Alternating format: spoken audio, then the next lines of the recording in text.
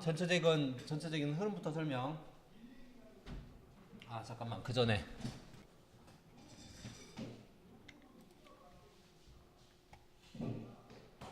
일단은 전체적으로 지멘스 PLC가 어떤 식으로 하드웨어와 소프트웨어가 구성이 되어 있는지에 대해서 설명을 먼저 할게요. 일단은 지멘스 시리즈는 지멘스 PLC는 뭐 유럽에서도 많이 쓰고 대규모 설비에서 많이 써요. 대규모 설비에서 쉽게 해서 뭐 그 정유 공장이라든지 단독 장비보다는 설비단에서 많이 사용하는, 그러니까 대규모 프로젝트에 많이 사용되는, 그만큼 안전성이나 이런 거에서 얘네들이 보장을 하기 때문에 10년 15년 정도 보장을 하기 때문에 그러니까 안 쓴다 이거지. 우리 건 10년 15년 자신 있어 이런 자신감도 있고 그만큼 노하우도 있고 역사적으로 길게 했기 때문에 밖에서는 많이 그런 쪽에 설비 쪽에 많이 사용을 합니다. 단독 장비 쪽은 우리나라에서는 대부분 장비 쪽은 미쯔비시나 온룸 계열, 일본 거를 많이 쓰고 설비 계열은 이제 외국에서 많이 와서 설비를 해주는 경향이 많기 때문에 그쪽에서 많이 쓰는데 유럽에서 많이 써요. 그쪽 전역에서. 유럽 쪽에서 또 많이 쓴다고 해서 얘네만 쓰냐? 또 그건 아니야. 근데 이제 기술력으로 따지면 일반적으로 독일을 최고로 쳐주기 때문에 얘네가 많이 쓰는 거고, PLC 자체뿐만이 아니라 그 외에 부수적으로 사용되는 모타라든지 뭐 이런 기술들도 얘네들이 훨씬 더 뛰어나기 때문에 사용을 하는 거고, 기본적으로 얘네는 PLC가 종류가 S 시리즈로 가. S 시리즈. 그래서 S200 시리즈가 있고 S300 시리즈가 있습니다. 그리고 S400 시리즈 이렇게 있고, 숫자가 크면 클수록 속도나 용량이 큰 거. 오케이? 요게 이제 구형이야. 구형. 이게 구형이야. 쉽게 해서 우리 LS33 같은 경우에는 글루파가 구형이야. 그리고 새로 나오는 거는 XGT나 XGK 계열의 PLC가 이제 신형이고, 근데 얘네는 이게 구형이었고, 이 PLC들의 종류마다 또 따로따로 다 있어요. 300 시리즈에도 뭐 314 시리즈가 있고 312 시리즈가 있고 315 시리즈가 있는데, CPU 성능 사양은 거의 비슷한데 메모리 용량이나 어떤 기능들이 네트워크 포트, 연결해주는 포트나 이런 것들이 약간씩 다른 경우, 그런 경우가 조금씩 다르고, 400도 400 시리즈가 있는데 400에서 뭐 4 얼마 이렇게 종류가 여러 개로 나눠집니다. 오케이? 이렇게 있는 거고, 우리 GM6 이렇게 나눠지듯이 미쯔비시도 멜세게 어떻게 돼? 멜세게 Q 시리즈에 03, 02, 04, 06, 02, Q12 막 이렇게 나간단 말이야. Q24 이런 식으로 시리즈가 CPU가 나눠진다고. 근데 완전히 다 틀린 건 아니고 약간의 메모리 차이 또는 이더넷 포트, 통신 포트의 구성 차이, 뭐 이런 정도의 차이만 있다. 오케이? 그 중에 우리 거는 314 시리즈야. 현재 우리가 쓰는 거는. 알겠죠? 이렇게 하고 있다가, 그래서 요 PLC, 이러한 CPU를 가진 구형 PLC들은 스텝 7이라는 소프트웨어를 썼어. 스텝 7이라는 소프트웨어를 썼어. 요 소프트웨어, 얘는 이제 소프트웨어야. 이거는 소프트웨어고, 이쪽은 이제 하드웨어가 되는 거지. 미쯔비시로 따지면 이게 웍스에 해당하는 거고, 이거는 CPU에 우리 Q 시리즈에 해당되는 거고. 이해됐어요? 이렇게 쓰다가 최근에 몇년 안 됐어요. 최근에 물론 이제 초소형 시리즈에 로고 시리즈도 있어. 로고 초소형, 아주 초소형 시리즈, 조그만 거, 요런 거 우리 글로파에 GM7 시리즈 같은 거, 이런 거 이게 작은 거에서 로고 시리즈도 따로 있어. 아무튼 S200이 소형이고, 중형 이건 대형 시리즈라고 합니다. 여기서 중대형이라는 건 아까도 얘기했듯이 메모리 크기가 커졌거나 입출력 점수가 많아지는 경우, 이런 걸 얘기를 하는 거고, 이렇게 쓰다가 최근에 나온 게 S1200 계열이 나왔고 S1500 계열이 나왔어요. 그래서 소형은 1200 계열이 담당을 하고, 그래서 뭐 얘네들이 없냐, 아직까지 다 판매를 하고 있습니다. 또 로고 PLC도 초소형 로고도 그대로 사용을 하고 있어요.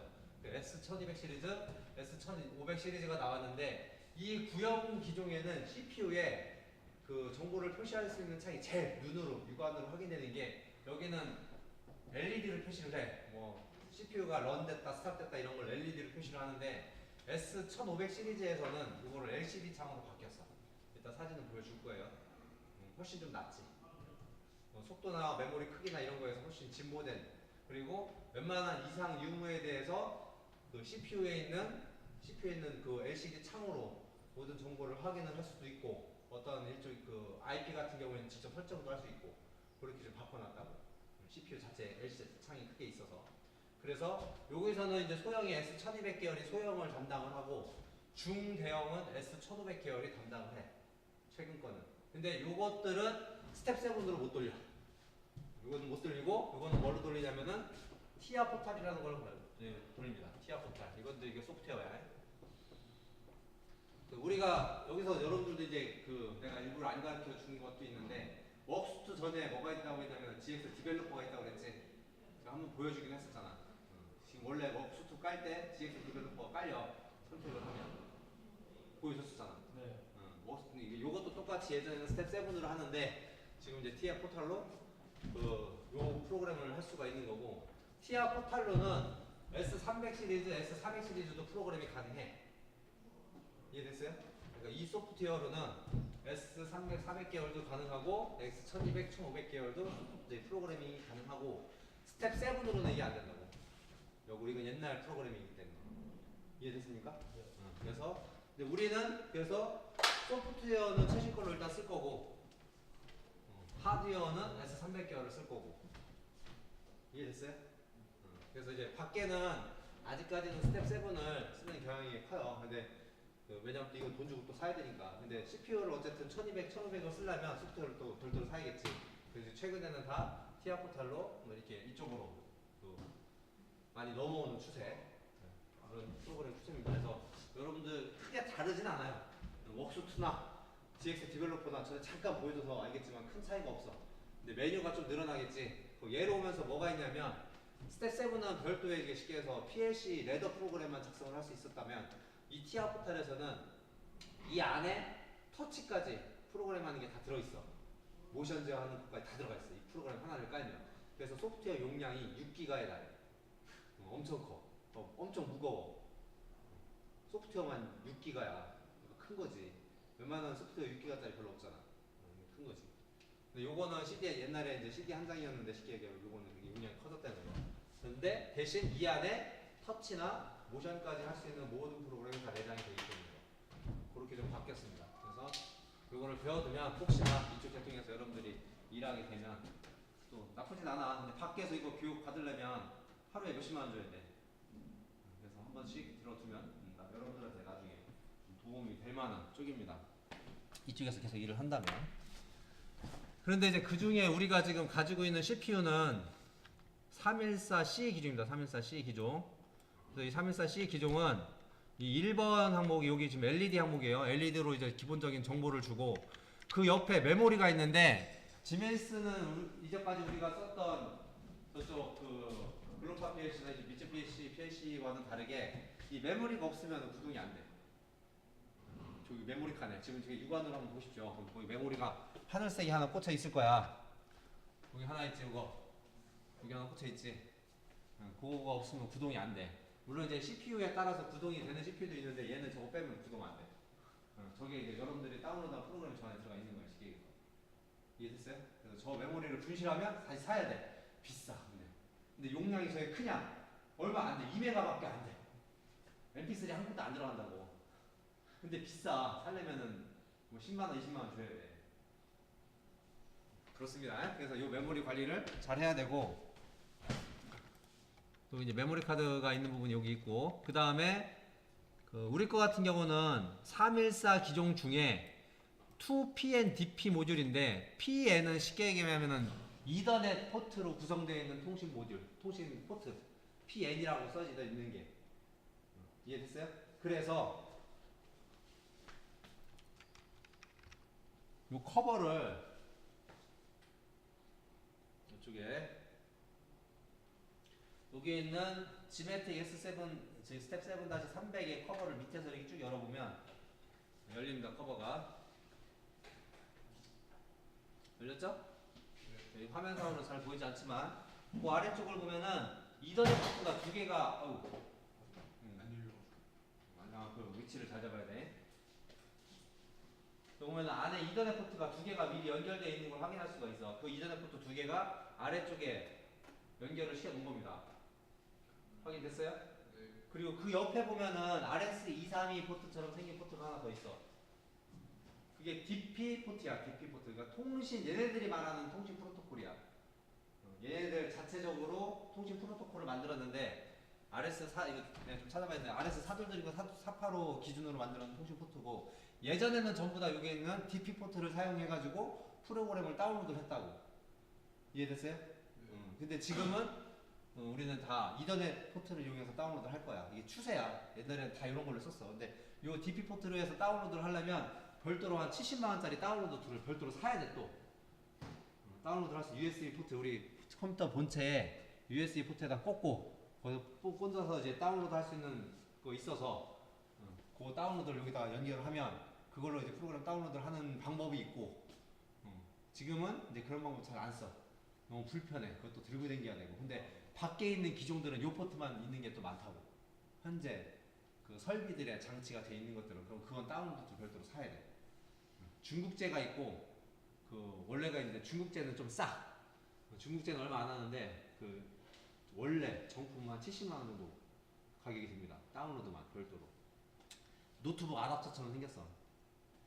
그래서 이제 그거를 사용해서 다운로드 해야 되는데 우리는 그냥 이더넷 포트로 이용해서 다운로드를 할 거예요. 이게 포트가 두 개지. 이거 여기서 연결해서 또 다른 CPU에 계속 연동해서 연결할 수가 있는 거야. 이해됐죠? 그렇게 구성이 되어 있습니다. 커버 내리고요. 그리고 뭐 CPU 저기 전원 캡도 올려보면은 전원 여기 있는 밑에 있는 커버도 올려보세요. 전원 커버. 그럼 220 라인이 들어가 있는 이게 지금 AC 전원 220 라인이 들어가 있는 거야. 됐어요? 확인돼요? 네. 빨간색. 그리고 그 옆에 보면은 선이 한 가닥 이렇게 들어가 있는 게 있어. 선이 아니라 무슨 플라스틱 쪼가리로. 네.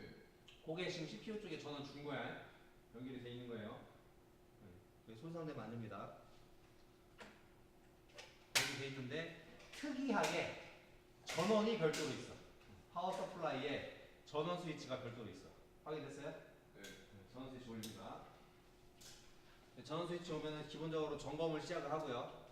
점검이 다 끝나면 애들이 깜빡입니다. 좀 있으면 깜빡이다가 런에 이상이 없으면 런에 불이 딱 들어와요. 그럼 이제 지금부터 정상적으로 구동이 되는 거야. 물론 이 안에는 무슨 어떤 프로그램이 들어가 있겠지. 어떤 프로그램인지 모르겠지만 이전에 수업한 친구들이 다운로드한 프로그램이 들어가 있어서 정상적으로 구동을 하는데 안 돼? 아니요. 그래서 지금 런에 불이 들어와 있는 겁니다. 됐어요? 네. 314 시리즈는 특이하게 CPU와 입출력 모듈을 같이 판매를 합니다. 그러니까 같이 이게 한 세트야. 구분이 안 돼. 육안으로 딱 봤을 때는 파워 서플라이 모듈은 별도예요. 위쪽을 보면 확실히 표가 나. 파워 서플라이 모듈은 별도로 사서 구매해서 장착을 한 거고, 레일에서 장착을 한 거고, 옆에 CPU 모듈이 있는데 CPU 모듈과 그 옆에 있는 입출력 슬롯이 있어요. 오케이? 그 두 개를 보면 위에 갈라진 데가 없지. 그지? 없잖아. 이게 이만큼이 하나야. CPU부터 옆에 있는 두 개의 라인까지가 하나의 모듈로 판매를 해. 요거는 좀 저렴하게 좀 판매하는 건데 교육용으로 해가지고 좀 저렴하게 판매를 해요. 오케이? 그래가지고 여기 근데 요게 시계에서 입출력 모듈이야. 인용 모듈과 출력 모듈을 같이 아세이로 해서 조립된 상태로 판매를 한다고. 이해됐습니까? 근데 내가 더 추가하고 싶은 경우가 있을 수 있겠지. 그런 경우에서 이제 옆에 있는 레일이 이제 길면은 요 옆에는 내가 입출력이 접점이 좀 부족해가지고 하나를 더 추가를 시킨 겁니다. 이해됐어요? 그래가지고 그 위에 보면은 뭐라고 써 있어요. 그 첫 번째 레일을 보면은 DI8 곱하기 DC 24V, AI 5개, AO 2개, 12비트라고 써 있어요. 확인됐습니까? 네. 그리고 그 옆에 보면은 DI16, DO16. 그 옆에 것도 DI16, DO16이라고 써 있어요. 다 확인. 됐습니까?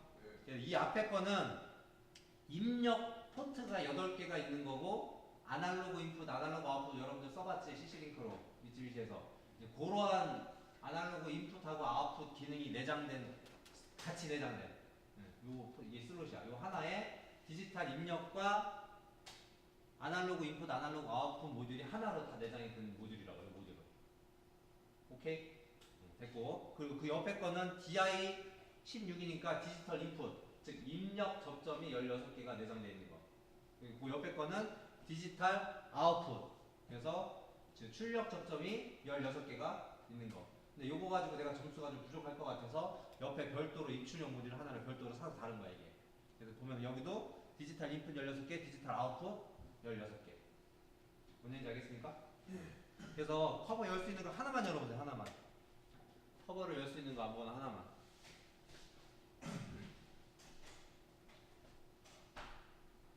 됐어요? 이게 여기 지금 단자대 작업을 이렇게 그 케이블 타이로 안 묶어놨으면 요 가운데 일자들하고 풀르는 곳이 있어. 이걸 풀르면은 요 커넥터만 따로 떨어져. 이 와이어 작업을 좀 편하게 하기 위해서 요거만 따로 떨어진다고. 그리고 다 연결한 다음에 또 꽂고 조이면은 되게끔 만들어 놓은 거예요. 그래서 만약에 그런 경우가 있을 수 있지. 그 와이어 작업을 많이 하다 보면 어떻게 되겠어? 이 드라이버가 훼손이 되겠지. 탭이 훼손이 될 거 아니야. 그러면 요 모듈만 따로 팔아 또 앞뒤 분리해서. 그래서 이제 이 뒤에 있는 모듈 본체는 내비두고 여기 있는 단자대만 갈아 낄 수 있게끔 만들어 놓은 거야. 뭔지 알겠어요? 그리고 뭐 그 겉에서 어떠한 정보를 또 제공을 하냐면 숫자로 써 있습니다. 여기에 보면은 디지털 인풋 0번 인, 디지털 인 2, 뭐 디지털 인 1. 여기 보면은 두 번째 모듈에는 디지털 아웃풋 0, 뭐 디지털 아웃풋 1 이렇게 써 있어요. 글씨가. 확인됐어요? 네. 그래서 어느 쪽이 입력이고 출력인지 불 들어오는 쪽에 신호가 어느 쪽에서 신호가 들어오는지를 거기다 표시를 해놓은 거를 확인할 수가 있습니다. 됐죠? 그리고 또 중요한 게 하나가 이 하드웨어 세팅을 미쓰비시 할 때나 글로벌 할 때 별도로 하드웨어 세팅을 안 했어. 하드웨어 여러분들이 세팅한 거는 미쓰비시에서 위치 결정 모듈하고 통신 모듈 설정할 때만 그 모듈에 어떠한 모듈이 장착되어 있는가를 여러분들이 설정을 해줬었지. 근데 얘는 일일이 다 해줘야 돼. 1500계열은 그걸 안 해줘도 되는데 이 S200, 300, 500, 400 계열은 어떤 하드웨어가 장착되어 있는지 파워 서플라이, CPU, 입력, 출력 모듈을 다 내가 임의로 설정을 해줘야 돼. 근데 그 설정을 해줄 때, 그러니까 이게 이제 처음부터 이제 좀 헷갈리는 거야. 미쓰비시까지는 그냥 대충 하고 어떻게 하면 됐는데 얘는 설정을 해야 돼, 단계가. 근데 엔지니어 입장에서 정확하게 정보를 알고 넘어가자는 의도가 좀 숨어 있는 거지. 그래서 이 모듈에 대한 정보를 하나로 압축시켜 놓은 게 뭐냐면 이 밑에 보면 시리얼 넘버가 있어. 여기도 보면 314-62H04-0A-B0 뭐 이런 식으로 써 있어요. 그죠? 근데 이 숫자가 모듈별로 다 써 있어. 파워 서플라이도 여기 밑에 써 있고, 그죠? 써 있지? 네. 그리고 이거는 하나의 모듈이기 때문에 이거 하나만 써 있는 거고, 맨 끝에 있는 입출력 모듈 하나는 맨 밑에 또 써 있죠. 시리얼 넘버가. 모델 넘버가 써 있죠. 그지? 네. 확인됐어요? 그래서 요 넘버를 확인을 해가지고 해당되는 모듈을 찾아야 돼. 이따 소프트웨어 들어가서. 근데 이제 1500계열은 알아서 세팅이 돼. 그 기능이 내장되어 있는데 얘까지는 그런 기능이 없어. 여기서부터는 이제 기능이 내장이 돼. 그리고 그 번호만 똑같아서 또 되는 게 아니라 이 모듈 안에도 다 CPU가 있어서 쉽게 얘기하면 이 모듈 안에도 CPU가 있어가지고 프로그램 버전이 다 틀려. 버전 1, 버전 2 이런 게 다 틀려. 그거를 다 맞춰줘야 됩니다. 그런 좀 차이점이 있고, 여기 보면은 3번 모듈에 대한 설명인데 기본적으로 이렇게 두 개가 딸려온다고 했잖아요. 그래서 이름하여 여기가 X11이고 여기가 X12야. 그래서 X11번과 12번의 구성 상태를 보면은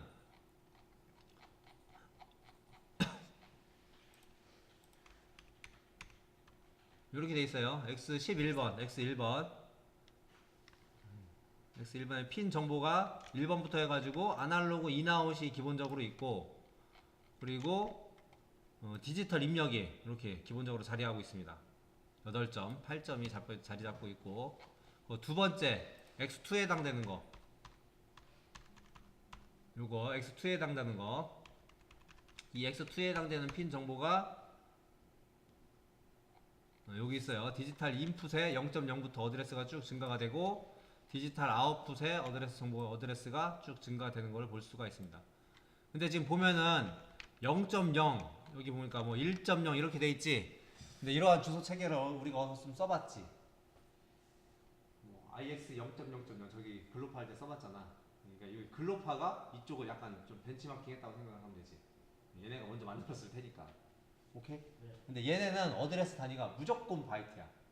무조건 바이트 단위로 증가를 해. 여기 보면은 D 인풋인데 1.0이지 뒤에 .0은 비트를 얘기를 하는 거고 1만 보면은 1이 8개지 그죠? 그 다음에 어드레스가 다른 거지 0번이지 뭔 얘기인지 알겠어? 네. 0번, 1번 이 뒤에 아까 2번 이렇게 증가하는데 그게 8개 단위로 어드레스가 증가한다고 모든 어드레스 증가 단위가 오케이? 헷갈릴 거야 지금은 좀 이따 프로그램 좀 더 해다 보면 압니다. 그리고 요 안에 메모리 카드가 이런 메모리 카드가 있는데 전원 잠깐 꺼보겠습니다. 별거 없어. 전원 잠깐 내려요. 파워 서플라이. 그래서 거기 보면 푸시라고 누르는 부분이 있어. 푸시. 맨 밑에 부분에 푸시. 그럼 메모리 카드가 빠져요. 일반적인 CF 카드랑 비슷합니다. CF 메모리 카드랑 비슷한데 여기 지금 2메가짜리가 아니네. 512kb짜리야. 용량 엄청 작은 거야. 멀티미디어 계열을 보면 근데 왜? 아니야. 0.5메가 엄청 작은 거지. 근데 우리가 썼던 저기 글로파는 더 작았어. 실질적으로 너 512kb보다 더 작았다고. 128kb란 말이야. 하여튼 그렇고 요거를 잃어버리면 안 된다.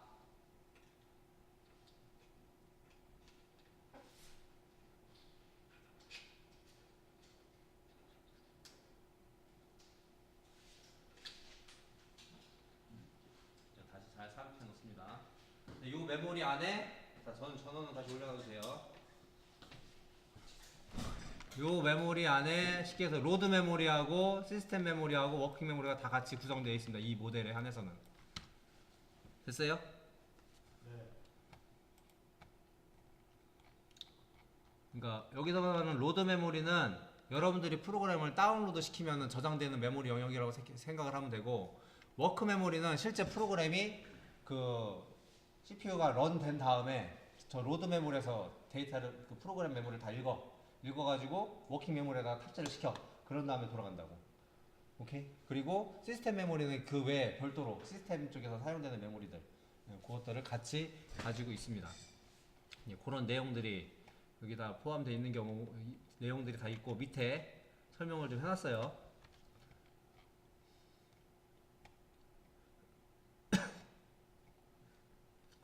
뭐 절차라든지 이런 것도 제가 좀 그림으로 이렇게 그 매뉴얼에서 따서 이렇게 해놨고 기본적인 설명들은 밑에 있는 내용을 좀 읽어보면 됩니다.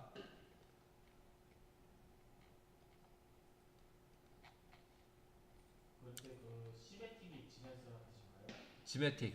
네.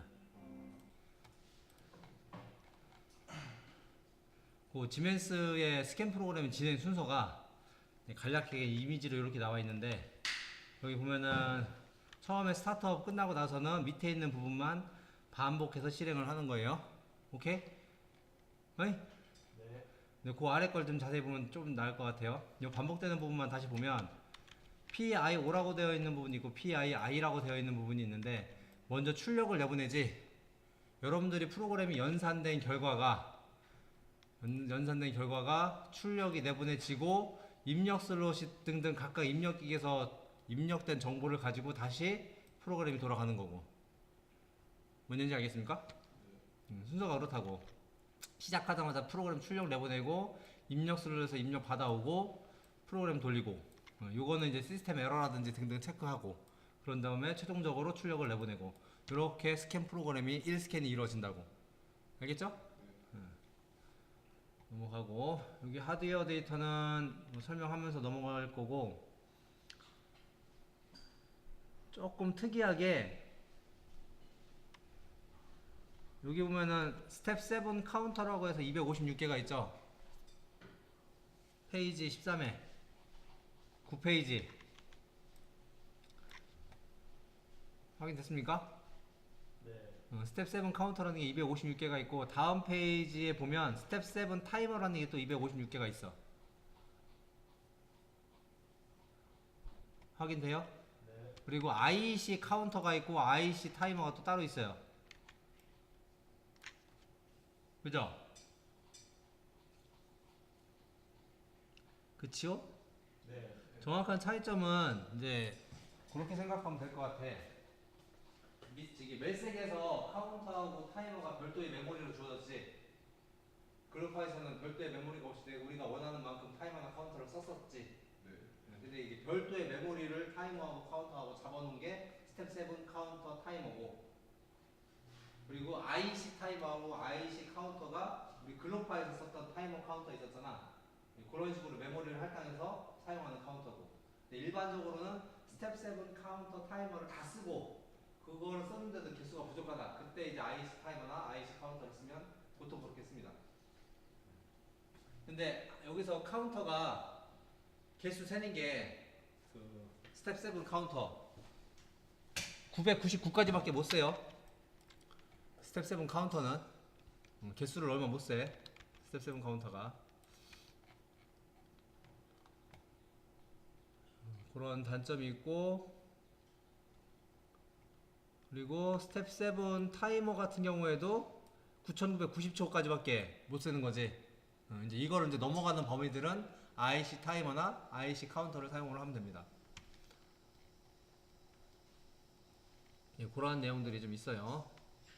여기 지금 이제 비트 메모리나 데이터 블럭 이런 건 좀 메모리 이렇게 설명이 좀 복잡하게 나오는데, 요거는 이따가 우리 프로그램 하면서 다시 확인을 하기로 하고, 여기에 보면 OB라는 게 있습니다. OB 개념에 페이지 11페이지에 보면 OB라는 개념이 나와.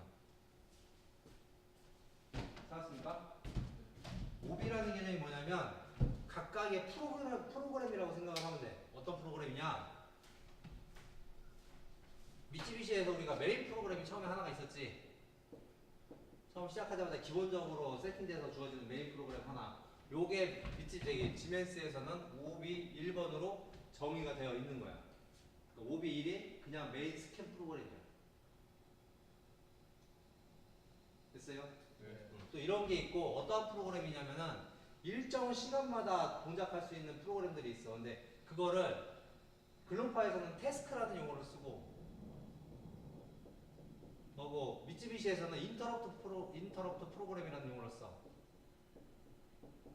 용어가 다 틀려. 이 글로파에서, 그러니까 LS 거에서는 태스크라는 명칭을 쓰고, 미쯔비시에서는 인터럽트라는 개념을 써. 근데 여기서는 OB 블럭이 따로 주어져. OB 뭐 100번이든지 아니면 OB 여기서 나타내는 OB 블럭이 넘버 오브 사이클 인터럽트 OB에서 4번이든지 뭐 이런 식으로 OB 번호에 따라서 동작되는 내용이 틀리다고.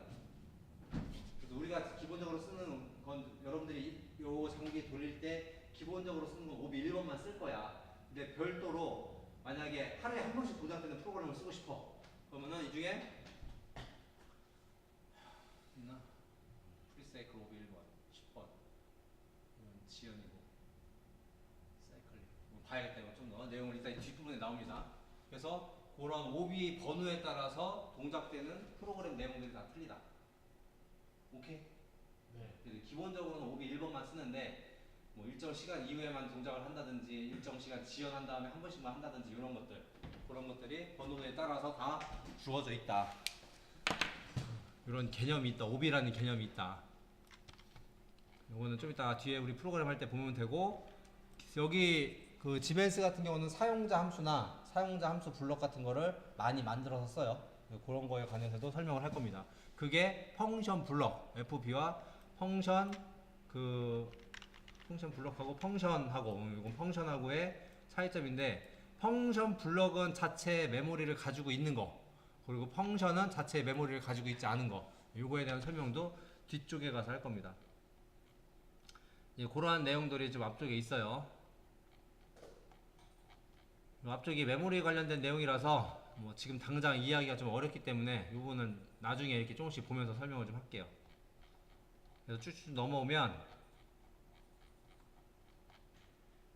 이건 통신 관련된 거, 현재 우리가 사용하는 CPU의 통신 지원 기능이라든지 그런 내용들이 뭐 저장돼 있습니다. 원래는 이런 내용을 다 이해하고 쓰면 좋은데 기본적으로 그렇게 하려면 또 시간이 또 많이 걸리니까 일단은 동작부터 시켜보고 이해를 하는 방법으로 여러분들한테 설명을 드릴게요. 아까도 얘기했지만은 우리가 가지고 있는 거는 아날로그 입력, 출력 기능도 같이 내장을 하고 있어서 그 부분에 대한 설명도 여기 있는 겁니다.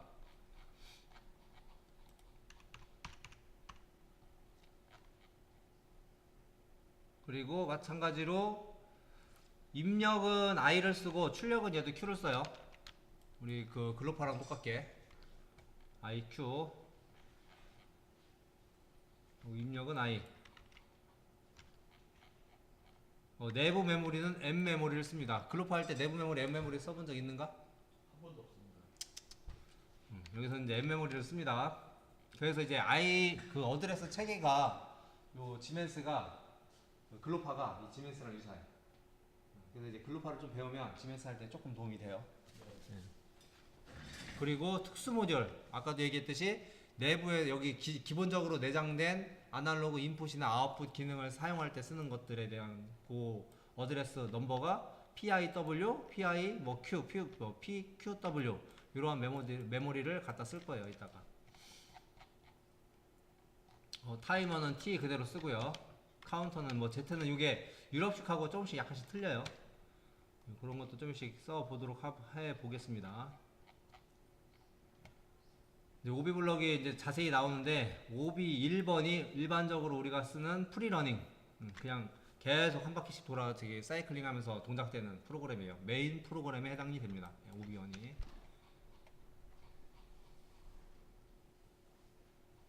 요게 이제 하루에 한 번씩 동작되는 넘버는 오비 10번 하루에 한 번 정도 이렇게 발생이 되는 오비 10번이 뭐 그런 것들이 오비에 대해서 각각의 프로그램들에서 그러니까 각각의 프로그램 번호라고 생각을 하면 돼요. 근데 이 각각의 프로그램들이 동작되는 방식이 다 틀리다는 거지. 오비 1번은 그냥 계속 돌아가는 거고 뭐 오비 10번은 하루에 한 번밖에 안 돌아가고 뭐 이런 식으로 다 나누어져 있다는 겁니다. 되게 많아요. 그래서 일단 나중에 보기로 하고 여기 FB하고 FC도 나중에 프로그램 할 때 설명이 다시 나옵니다. 그래서 넘어가기로 할게요.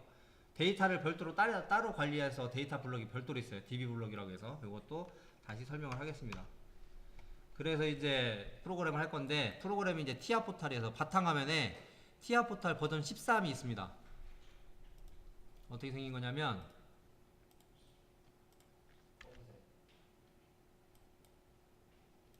이렇게 생긴 거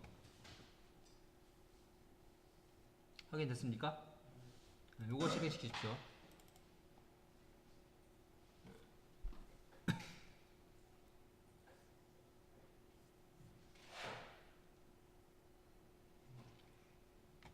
그러면은 맨 구성이 어떻게 되어 있냐면은 예전에는 이렇게 안 돼 있었는데 좀 이미지화 시킨 거고 밑에 보면은 프로젝트 뷰라는 부분이 있어요. 확인돼요? 네. 프로젝트 뷰로 가봅시다. 요게 이제 좀 익숙한 화면이지 여러분들이 네. 왼쪽에 프로젝트 창이 있고 작업 창이 있고 위에 메뉴 있고 요게 좀 익숙한 창이죠. 근데 여기 지금 밑에 가보면은 포탈 뷰라고 있어요. 찾았어요? 요게 이제 포탈 뷰입니다. 근데 이쪽에 자세히 보면 PLC 프로그램 하는 부분이 있고 모션 테크놀로지에서 뭐 위치 우리 여러분들이 알고 있는 위치 결정 모듈 비슷한 내용 그런 것들 그래서 이제 모션에 관련된 내용만 따로 있고 비주얼라이즈에서 터치하는 부분이 따로 있고 이렇게 다 하나에다가 다 이렇게 꾸며놨다고. 그러면 따로 저기 GP 2000 같은 거 필요 없는 거예요? 네. 여기에서 다 구성해서 사용할 수가 있습니다. 그 중에 우리가 지금 쓸 거는 요건데 요거 하기 전에 아까도 얘기했듯이 디바이스를 먼저 설정을 해야 돼. 그래서 스타트 하면은 요 순서로 나가면 되는 겁니다. 이해됐어요? 네. 그래서 일단은 여기 오픈이 있는데 오픈은 기존에 했던 프로그램들이고 밑에 크리에이트 뉴 프로젝트 누르면 프로젝트 이름을 쓰게끔 돼 있죠.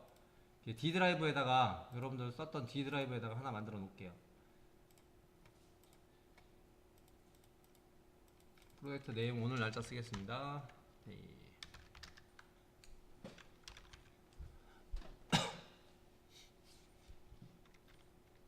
됐어요? 됐나요? 됐나요? 그래서 크리에이트.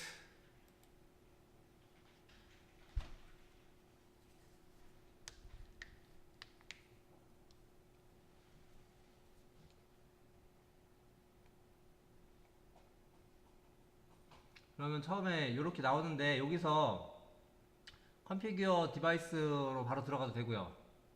보면은 그럼 이제 아무것도 없죠? 눌렀어요? 네. 아니면 요거 눌러도 돼. 디바이스 앤 네트워크. 됐어요? 네. 거기서 아무것도 없는 상태에서 추가를 해야 되기 때문에 add new device. 아까 얘기했듯이 기본적으로 뭐 200개월이 있고 300, 400, 1200, 1500개월까지 TIA 포탈에서 지원을 합니다. TIA 포탈 명칭은 요거예요. Totally Integrated Automation. 그래서 TIA 포탈 이렇게 명칭이 주어진 겁니다. 됐어요? 여기까지 다 들어왔습니까? 네. 또 보면은 밑에 보면은 HMI로 할 거면 HMI 들어가면 되고 PC 시스템, 그러니까 PC로 제어하는 건 PC 시스템 들어가면 되는데 우리 거는 PLC이기 때문에 맨 위에 있는 컨트롤러가 선택이 돼 있는 겁니다. 됐어요? 네. 그 중에 우리가 300이야. 스텝 7에 300개월에서 CPU를 눌러보면은 엄청나게 다양한 CPU가 있는 것을 확인할 수가 있어요. 됐어요? 그 중에 우리 게 뭐냐면은 314C 2-PNDP 우리 기종이 찾았습니까? 그래서 그거를 더블 클릭을 해보면 다행히도 버전이 하나밖에 없습니다. 화면이 내 건 좀 작고 여러분들 건 화면이 좀 넓어서 약간 보이는 게 다를 수 있어. 이 옆에까지 다 보이죠 여러분들 거는? 보면은 워크 메모리가 뭐 192kB, 2KB다 뭐 이런 내용들이 기본적으로 다 요 모듈에 대한 설명이 기본적으로 이렇게 제공이 됩니다. 그리고 버전이 3.3이라는 정보까지 이렇게 나와 있어요. 그죠? 이 버전이 3.3이라는 얘기는 이전에도 버전이 있었다는 얘기지? 그럴 거 아니야. 근데 지금 다른 CPU 한번 볼게요. 얘 하지 말고 다른 거 한번 선택을 해볼게요. 315-2DP 버전을 한번 이걸 찍어보겠습니다. 이거 315-2DP 여기도 버전 하나밖에 없네. 최종 버전만 있나 보네. 요런 거 같은 경우 지금 봅시다. 315-2DP에 6ES7 315-2H140A0AB0 요 모델 같은 경우에는 버전이 또 틀리지. 버전 3.0이 있고 버전 3.3이 있죠. 그치? 이게 버전이 틀리면 또 제대로 동작이 안 하는 경우가 있어. 그래서 버전까지 맞춰줘야 돼. 근데 최신 버전으로 업데이트를 하면 좋고 CPU를 업데이트를 할 수가 있어요. 다시 우리 모듈로 가서 3142PNDP 모듈에 그 밑에 있는 시리얼 넘버까지 다 선정을 하면은 윗부분에 add가 있습니다. add 누르면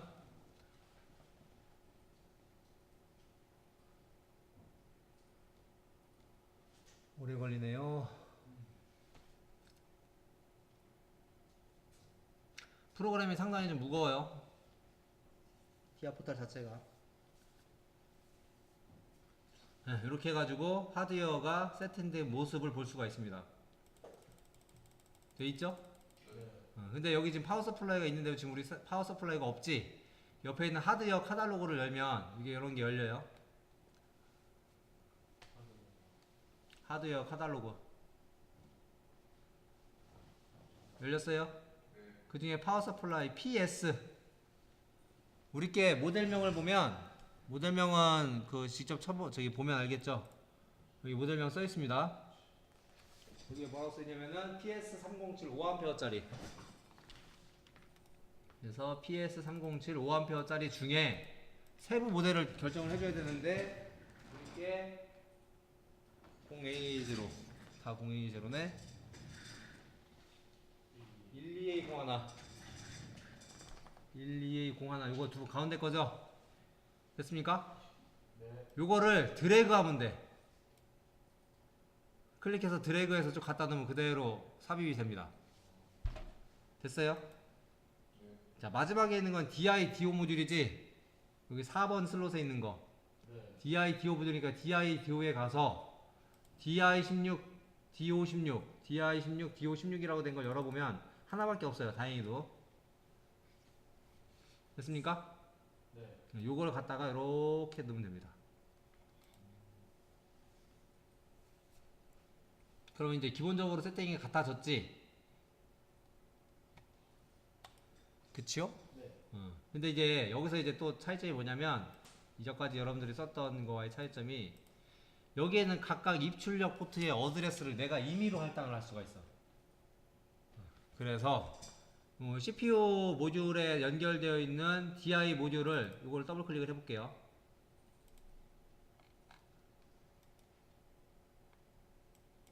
이걸 더블 클릭했더니 밑에 정보창이 하나 나오죠. 그래서 거기를 찍어보면은 제너럴을 찍어보면은 그 이름이 기본적으로 나오고요. 인프 모듈에서 채널도 쭉 뭐 이렇게 뭐 얘기가 있는 거 이렇게 보면 돼요. 뭐가 있구나 하고 그 밑에 보면 IO 어드레스라는 부분이 있습니다. IO 어드레스 찾았어요?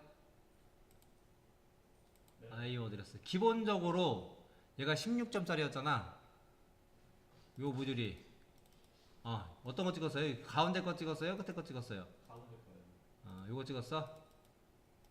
네. 요거 찍었어요? 요거?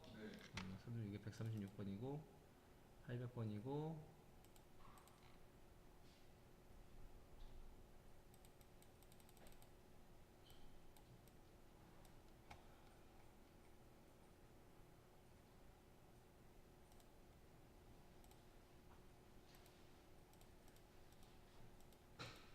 어드레스 순서가 요게 지금 하나의 모듈인데 여기서부터 시작을 합니다. 어드레스가 여기 입력 모듈이 아까 8개가 있다고 그랬지. 네. 요게 잘 보면 DI8이라고 돼 있어요. 여기 처음에 여기 게 근데 우선순위가 이쪽부터 어드레스가 증가가 됩니다.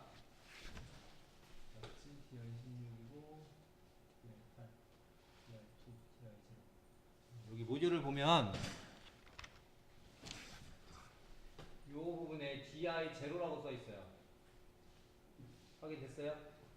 그 밑에는 DI1이라고 써 있고 확인돼요? 네. 그 옆에는 DI2라고 써 있지. 네. 그래서 어드레스 순서가 순차적으로 따지자면 DI0, DI1, DI2 이렇게 총 8개에서 24점이 있는 거라고.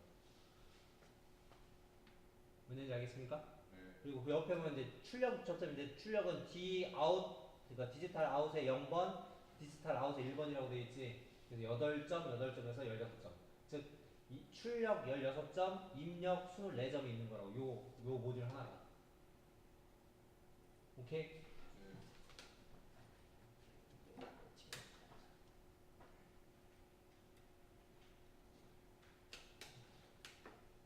그래서 보면은 다시 프로그램에 가서 보면은 요걸 찍으면은 어드레스가 지금 136번부터 돼 있죠.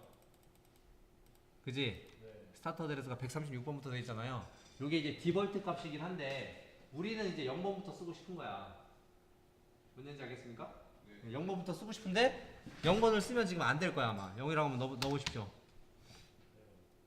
0이라고 넣었더니 뭐라고 나왔냐면 이미 할당이 됐대. 사용이 됐대. 어디 사용이 됐냐면 그 앞에 거 한번 가봐요. 그 뒤에 거 4번 슬롯. 예, 4번 슬롯이 지금 0으로 할당이 돼 있지. 네. 그래서 이거를 일단은 10번으로 해놓습니다. 10번. 얘를 아웃풋도 그냥 10번으로 해놓을게요. 왜냐면 얘가 0번을 할당하고 있어서 얘를 못 넣는 거야. 됐어요?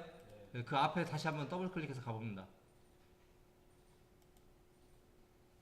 됐어요? 거기에 스타트, IO 어드레스에 인풋 어드레스에 0번을 넣을 거고 그 밑에 아웃풋 어드레스에다가 또 0번을 넣을 거야. 그랬더니 엔드 어드레스는 알아서 잡혔지?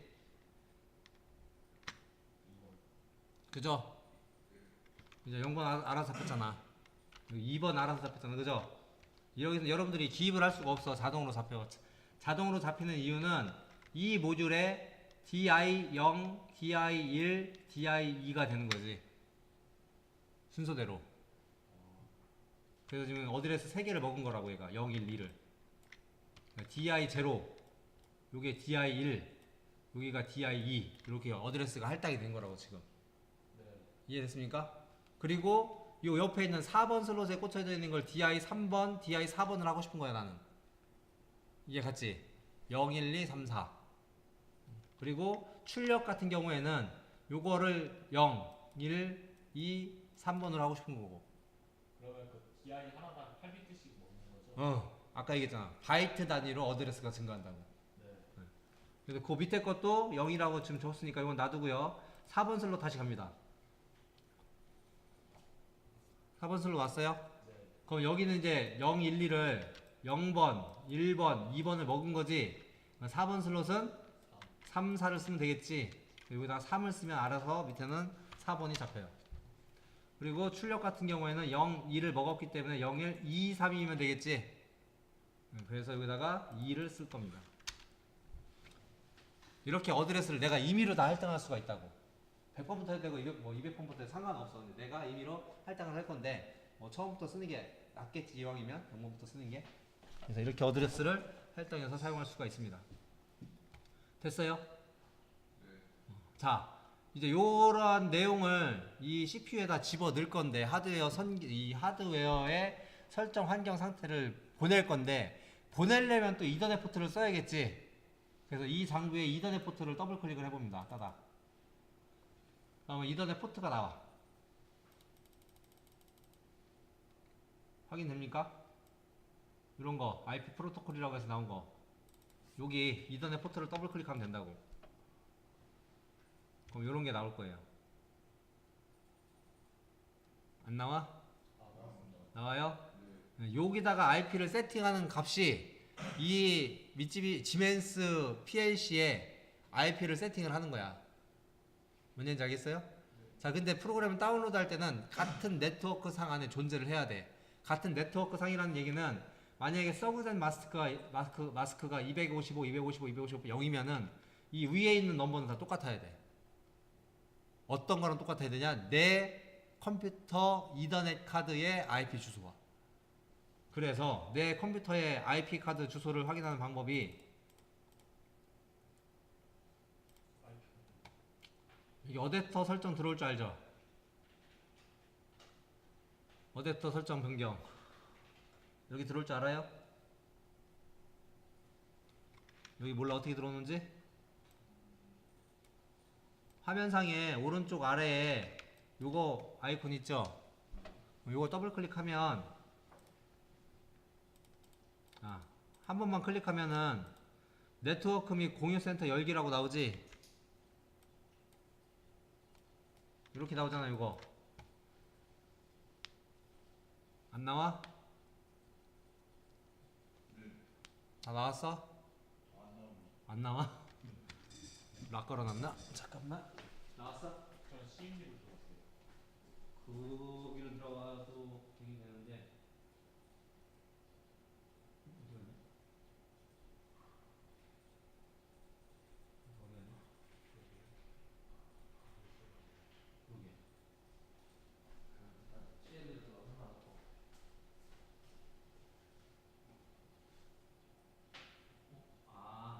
이게 지금 소프트웨어에서 락에서 걸려서 그랬다.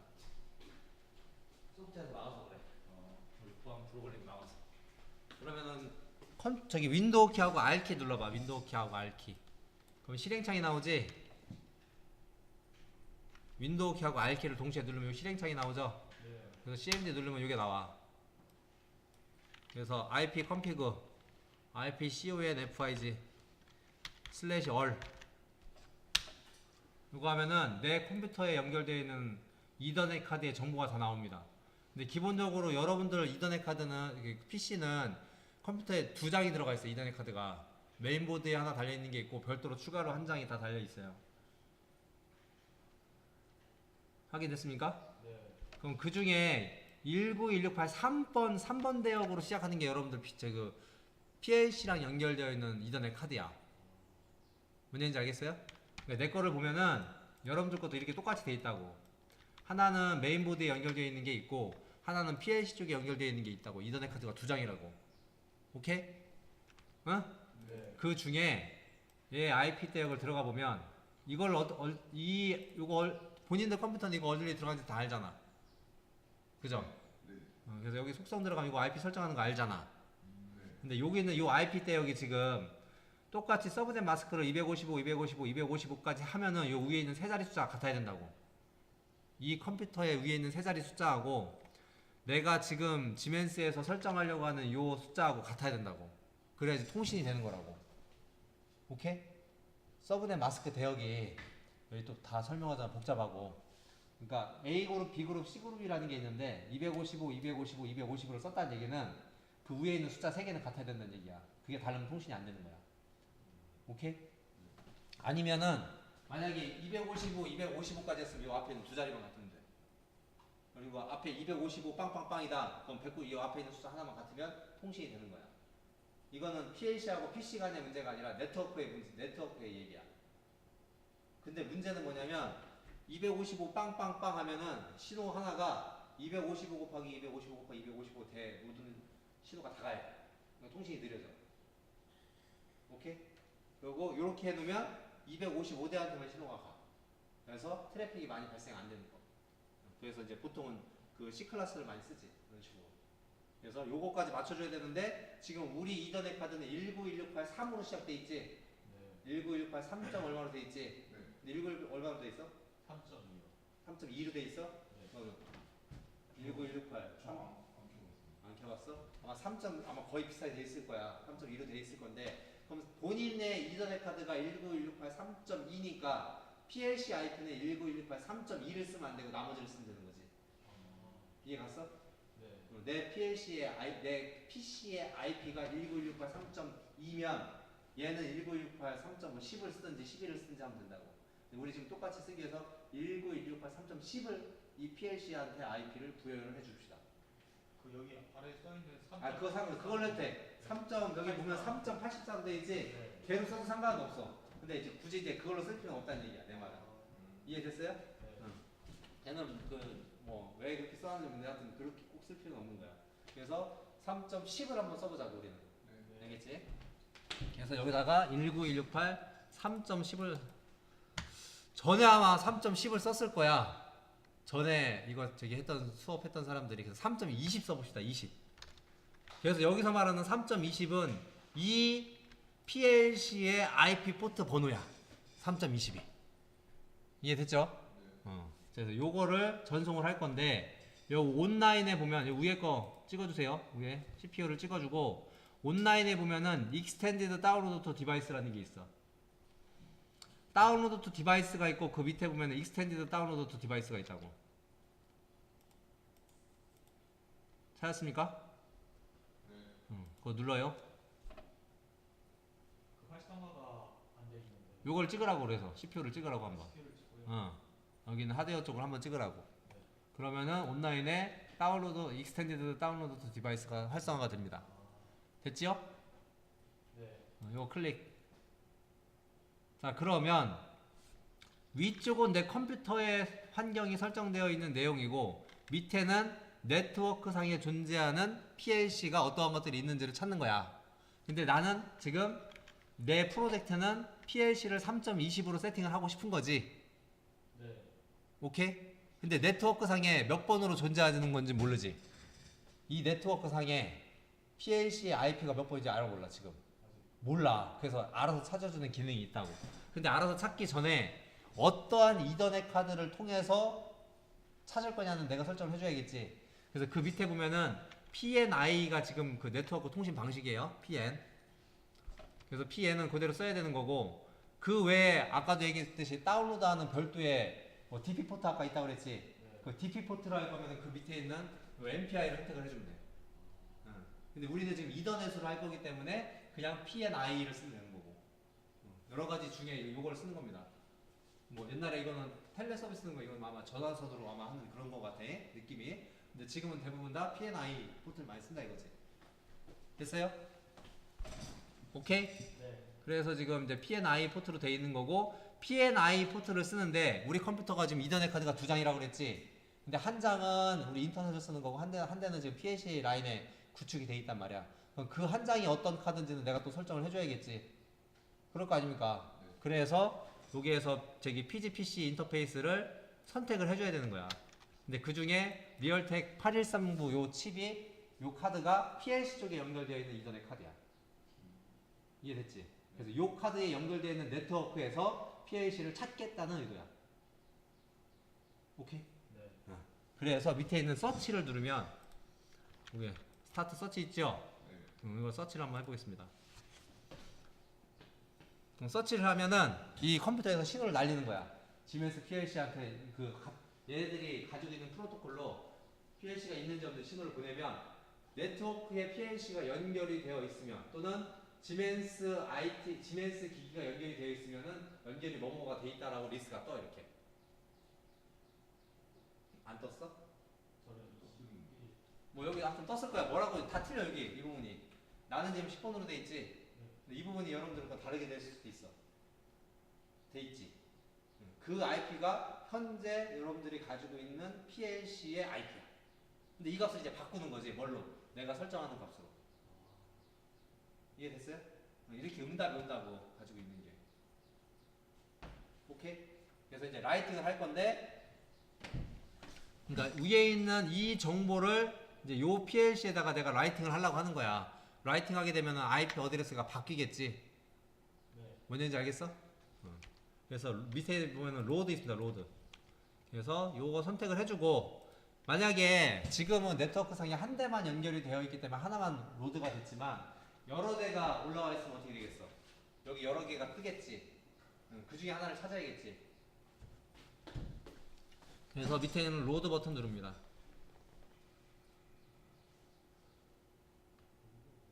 로드 버튼 누르면은 이런 창이 뜨면서 다운로드 하는 내용이 쭉 나옵니다. 다 로드가 됐으면 밑에 있는 로드 요 내용이 다 됐으면은 로드를 하고 색깔을 잘 보면 돼요. 다 이 초록색, 이 파란색이 좋은 거야. 그리고 다 프로그램이 다운로드 했으면 지금 어떠한 상태냐면은 다운로드 하게 되면 이렇게 나와. 이렇게 스탑돼 있어. 환경 설정이 바뀌기 때문에 하드웨어 환경 설정이 바뀌기 때문에 CPU에 스탑되어 있는 걸 확인할 수가 있고, 다 다운로드가 됐으면 프로그램에서 런 시킬 거냐, 다시 런 시킬 거냐, 스타트를 할 거냐. 그래서 피니시를 누르면 그게 다시 깜빡이다가 런으로 돌아옵니다. 됐죠? 다 됐습니까? 네. 이렇게 하면 이제 하드웨어 설정이 끝난 거야. 이제 하드웨어 설정이 끝난 거야. 그리고 나서 옆에 있는 그 프로그램 블록을 더블 클릭하세요. 여기 있는 프로그램 블록. 프로그램 블록 더블 클릭하면 거기에 메인이라고 있어요. 찾았습니까? 그 메인에 OB1번이라고 돼 있지? 아까도 설명했듯이 OB1번, OB 그 오브젝트가 그 메인 프로그램이야. 매번 스캔하는 프로그램. 그래서 요거를 더블 클릭하면 여러분들한테 익숙한 창이 하나가 나옵니다. 요거는 아웃풋 창이라 내려주면 되고, 요게 이런 창이 나오지. 이제 좀 익숙해졌지. 네. 우리 이제 레더 프로그램을 작성할 수 있는 창이 이렇게 작성이 뜨게 됩니다. 이제부터 이제 프로그램을 짜면 되는 거야.